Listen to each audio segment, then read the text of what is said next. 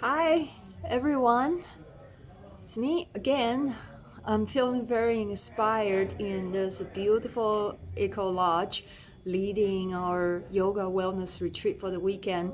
So I've been recording a lot. And right now, what I would like to share with you is identity.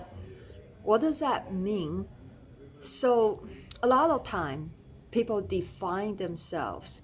How you define your identity is how you think, who you are. And that's where you're going to stay. That's why it's so important in therapies.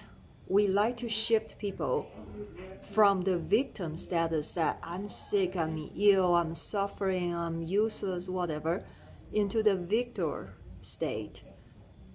So, for example, I'm a smoker. What sounds better to you? I'm a smoker, or I'm a person who used to smoke. Another example, I have anxiety and depression disorders. My doctors say that. Well, are you really a person with anxiety and depression? Are you representative, or do anxiety and depression represent you? Is that entire you? Or are you just a person who has symptoms of anxiety and depression? Which one sounds better? So there are many this type of examples, and the reason why it's so important to shift that identity is when you are labeling yourself as allowing, let's say, anxiety and depression to represent you, you're giving yourself the permission to think in that victim state that I'm ill, I'm sick. Therefore, you justify on your own that you have to be on those meds, you have to be on antidepressants, you have to be on anti-anxiety pills, you have to take a Prozac, you have to take Xanax, blah, blah, blah. Like if you don't take those pills, you're just gonna be ill and sick. Here's the thing though, do pills represent you?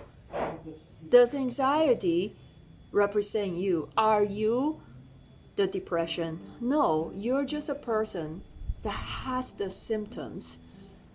That's not you. Those are just symptoms. So when you get yourself out of that, when you shift your identity, seeing that you just have the symptoms, but that's not you, you are able to look at your conditions from a different perspective that to take you, you will be able to pull yourself out, looking for positive, constructive, and healthy solutions that will help you to eliminate those symptoms. And that's really important because if you hang on to that idea that you have anxiety and depression, and anxiety and depression represent you, what's going to happen? You're just going to look for excuses to stay on it. You're just going to find excuses to not to allow yourself to give yourself that permission to get out of anxiety and depression. And of course, before you know it, you'll be going through years and years of going to psychologists, years and years of taking pills and feeling that you cannot survive without the pills. And that's not the case. You're not born with taking pills. Therefore, there is a way to help you to get out of the conditions that enable you to have to take pills. You could always get better when you shift your identity of how you look at yourself, how you define yourself. The same thing goes with the smoking, right? At the very beginning, we say, which one sounds better to you? Are you a smoker? Or I could say drinker. Are you a drinker? Are you a gambler? Or are you a person who used to smoke, used to drink, used to gamble? Which one sounds better? Which one represents you better? Which one resonates with your heart and your desire better? Ask yourself. So by simply shifting how you define your identity, it will shift how you think about yourself. It will shift how you want to feel about yourself and the surroundings. So try that. Practice by flipping that self-talk of the negative self-identity, that negative self-labeling into something that reflect who you truly are, what you truly desire. Okay? All right. Bye.